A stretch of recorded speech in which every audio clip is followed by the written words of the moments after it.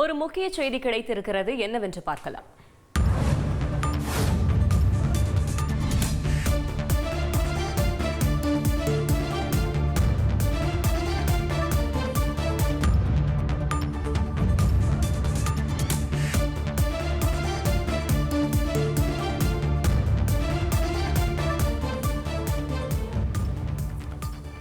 சேலம் மாவட்டத்தில் அரசு பேருந்திலிருந்து தவறி விழுந்து 9 மாத குழந்தை உயிரிழந்த விவகாரத்தில் இந்த ஓட்டுநரும் நடத்துனரும் தற்பொழுது சஸ்பெண்ட் செய்யப்பட்டிருக்கிறார்கள். இது பற்றின மேலும் விவரங்களை செய்தியாளர் தமிழ்ச்செல்வன் வழங்கிட கேட்கலாம். தமிழ்ச்செல்வன், வணக்கம். மேலும் தகவல்களை சொல்லுங்க.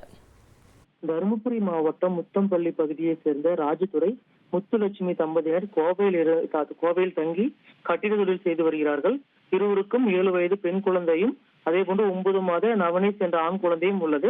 இந்த நிலையில் சொந்த ஊருக்கு சென்றவர்கள் நேற்று முன்தினம் இரவு மீண்டும் கோவை செல்வதற்காக சேலத்தில் இருந்து கோவை அரசு பேருந்தில் ராஜதுரை மற்றும் முத்துலட்சுமி ஆகிய இருவரும் தனது 2 குழந்தைகளுடன் ஓட்டுநர் இருக்கைக்கு பின்புறம் அமர்ந்து சென்றுள்ளார்கள்.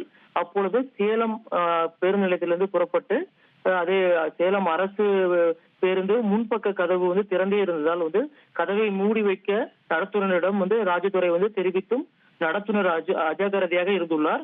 இந்த நிலையில் பேருந்து சேலம் சங்ககிரி பகுதிக்கு உள்ள தேசிய நெடுஞ்சாலைக்கு சென்று கொண்டிருந்த போது திடீரென ஓட்டுநர் பிரேக் பிடித்ததால் ராஜதுரை தோளில் இருந்த அவரது குழந்தை நவனீத் நழுவி கீழே விழுந்து குறிப்பாக படிக்கட்டின் வழியாக பேருந்தை விட்டு வெளியே சாலையில் விழுந்து உயிரிழந்தார்.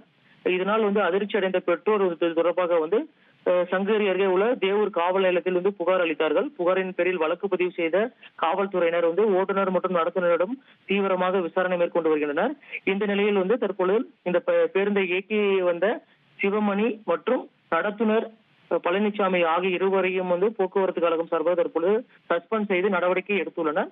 தற்பொழுது இந்த சம்பவம் தொடர்பாக தேவூர் காவல்துறையினர் தொடர்ந்து விசாரணை நடத்தி வருகின்றனர். தகவல்களுக்கு நன்றி தமிழ்ச்செல்வன். உங்கள் தந்தி ஒன் தொலைக்காட்சியில் கர்ணன் தினமும் மாலை 5 மணிக்கு காண தவறாதீர்கள்.